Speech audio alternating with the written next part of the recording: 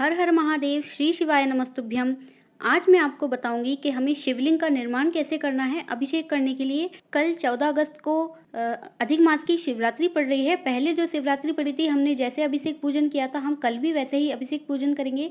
तो उसके लिए हमें शिवलिंग कैसे बनाना है वो मैं आपको इस वीडियो में बताने वाली हूँ। तो इस वीडियो को एंड तक पूरा ज़रूर देखिएगा। इस वीडियो में मैं आपको जो भी जानकारी दूंगी वो पंडित प्रदीप मिश्रा जी द्वारा दी गई है, वही जानकारी मैं आपको दे रही हूँ। तो आप भी इसी वीडियो को पूरा ध्यान से सुनिएगा और इसी तरीके से आप भी अपना शिवलिंग का निर्माण करिए और पूजा करिए। शिवलिंग बनाने के लिए मिट्टी कहाँ की होना चाहिए, किस जगह पर बनाना चाहिए, मिट्टी में क्या मिलाएं, इन सभी बातों की जानकारी मैं आज आपको दूंगी। तो वीडियो को आखिरी तक पूरा ज़रूर देखें। तो मिट्टी हमें क्यारे से लेना है जहाँ कोई गंदगी ना हो, और उस जगह से हमें मिट्टी लेना है। अगर मिट्टी आपको नहीं मिले तो आप अपने घर के गमले में से किसी भी गमले में से मिट्टी ले सकते हैं। जिस भी प्रकार की मिट्टी आपको मिलती है आपके गमले में, आप उसी से शिवलिंग का निर्माण कर सकते हैं। मिट्टी अगर आप क्यारे से बाहर से लेकर आ रहे हैं तो मिट्टी लाने के बाद पानी का छिड़काव आप ज़रूर करें और मिट्टी को आपको पवित्र करना है। आप गंगा जल से मिट्टी के ऊपर छिड़काव कर सकते हैं। अगर गंगा जल आपके पास नहीं है तो जल में थोड़ा सा इत्र डालकर मिट्टी पर आप सींच दें। अगर इत्र भी आपके पास नहीं है तो जल के अंदर थोड़ा सा दूध, कच्चा दूध जो होता है वो डालकर मिट्टी के ऊपर छिड़काव कर दें। अगर आपके पास दूध भी नहीं है तो आप एक बेलपत्र जल में डाल दें और उससे आप मिट्टी को सींच दें। बेलपत्र भी नहीं है आपके पास तो आप पीपल का पत्ता डालकर उससे पानी को पवित्र कर लें, लेकिन आपको मिट्टी को पवित्र ज़रूर करना है जिस दिन आप घर में मिट्टी लाए हो।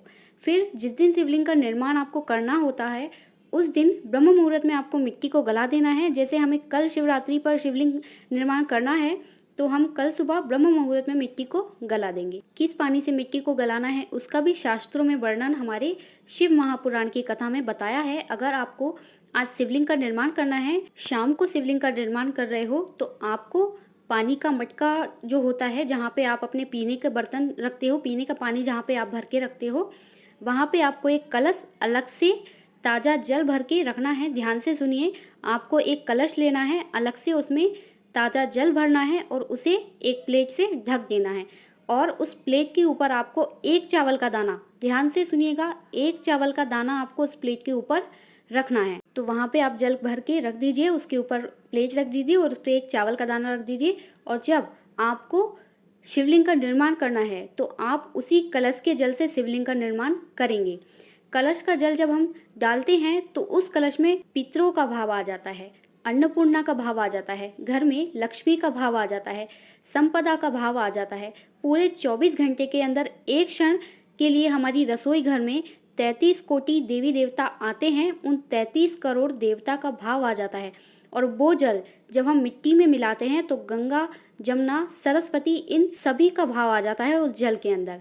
और वो जल जब हम मिट्टी में मिलाते हैं तो मिट्टी पवित्र हो जाती है। तो मिट्टी को पानी में गलाने के बाद जिस पात्र में हमें शिवलिंग बनाना है उस पात्र में सबसे पहले हमें एक बेलपत्र रखना है जिस पर हम शिवलिंग रखेंगे। ऐसे ही बिना कुछ रखे शिवलिंग को नहीं बनाना है, क्योंकि इतना किसी में सामर्थ्य नहीं कि वो शिवलिंग का भार उठा सके। इसलिए हमें शिवलिंग बनाने के लिए पहले बेलपत्र को रखना है और बेलपत्र की डंडी उत्तर दिशा में हमें रखना है और बेलपत्र की डंडी की तरफ ही हमें जलाधारी बनाना है। पूजा करें तब जलाधारी आपकी उत्तर दिशा की तरफ ही होनी चाहिए। अब हमें इसी बेलपत्र के ऊपर हमारे शिवलिंग का निर्माण करना है। तो आप मिट्टी ले लीजिए और शिवलिंग का स्वरूप बना लीजिए।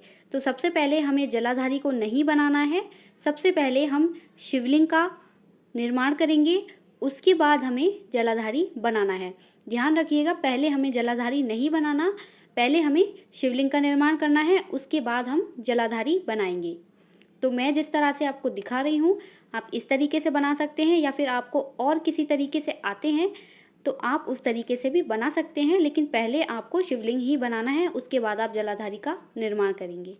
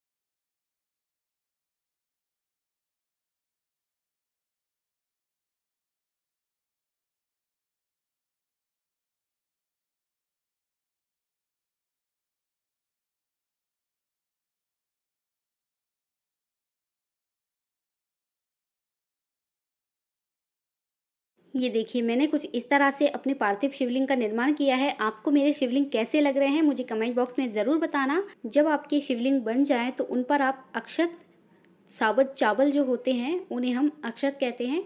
तो अक्षत या फिर अष्टगंध चंदन जो होता है वो आपको तुरंत अपने शिवलिंग के ऊपर अर्पित करना है। कहते हैं कि अगर हम इस शिवलिंग का निर्माण करने के बाद इसको ऐसे ही छोड़ देते हैं, अर्पित कुछ भी नहीं करते हैं, तो इसका पूजन सबसे पहले इंद्र भगवान हमसे भी पहले इनका पूजन कर देते हैं। इसीलिए हमें इनके ऊपर अक्षत या फिर अष्टगंध चंदन इनको अर्पित करना है।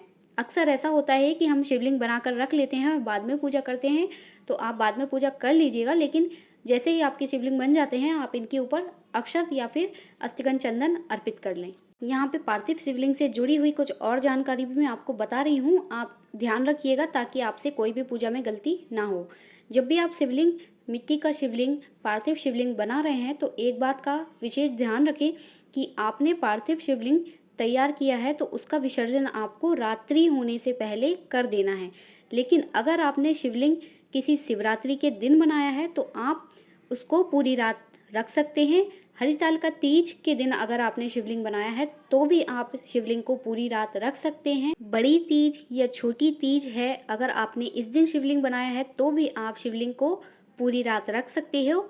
विशेष कोई उत्सव है, सावन का महीना है, तो आप पूरी रात शिवलिंग को रख सकते हो, पर बाकी के समय अगर आप शिवलिंग का निर्माण करें तो उसे रात्रि से पहले विसर्जन कर दें, सूर्यास्त होने से पहले। और ध्यान दें कि विसर्जन करते समय पानी में जब आप शिवलिंग को छोड़ें तब ध्यान रखें कि शिवलिंग की जल की जो धार है उत्तर दिशा की तरफ जलाधारी है वो हमारी ओर होना चाहिए, और जल में डालने के बाद हमें वो दिखे और उस जलाधारी को देखते हुए आपकी जो भी मनोकामना है आप वो मनोकामना बोले।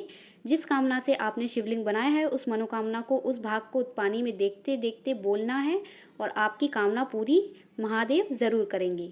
जब आप इस तरह से अपनी मनोकामना पानी में शिवलिंग की जलाधारी को देखते देखते बोलते हैं तो आपकी मनोकामना पूरी होती है। इसको कहते हैं पार्थिव शिवलिंग का निर्माण करना और इसकी आराधना करना। पार्थिव शिवलिंग का पूजन आस्था चैनल और पंडित प्रदीप जी मिश्रा जी के यूट्यूब चैनल और फेसबुक पर लाइव बताया जाएगा, तो आप उसे देखकर उसी तरह से पूजा करेंगे।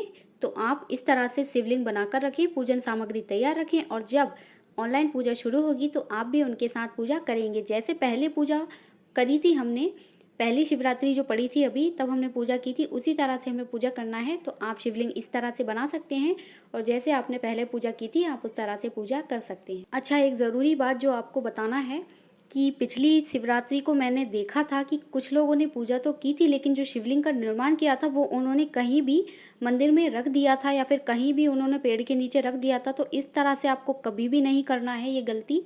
आप जब भी निर्माण करते हैं तो आपको इसको विसर्जन करना है, पूरी विधि के साथ विसर्जन करना है। ऐसे भी आप किसी भी पेड़ के नीचे या फिर कहीं भी शिवलिंग को ना रखें।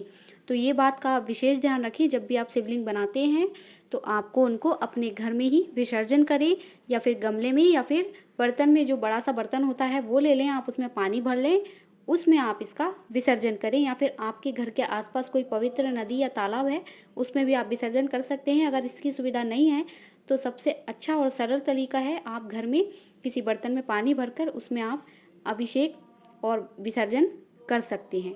तो आपके साथ मैंने पूरी जानकारी, पूरी विधि शेयर कर दी है जो कि पंडित प्रदीप मिश्रा जी ने बताई है, जो कि हमारे शास्त्रों में वर्णित है। वही सारी विधि, वही सारी जानकारी मैंने आपके साथ शेयर की है। अगर आपको मेरी वीडियो अच्छी लगी है, पसंद आई है, तो प्लीज़ मेरे चैनल कान्हा की माया को सब्सक्राइब करें और इस वीडियो को लाइक करें, कमेंट करें और इस वीडियो को सभी लोगों के साथ शेयर कर दें ताकि वो लोग भी अपना अपना शिवलिंग बना सके पूरी विधि के साथ, पूरी जानकारी के साथ, सही तरीके से, और उसका पूजन कर सके। हर हर महादेव, श्री शिवाय नमस्तुभ्यम।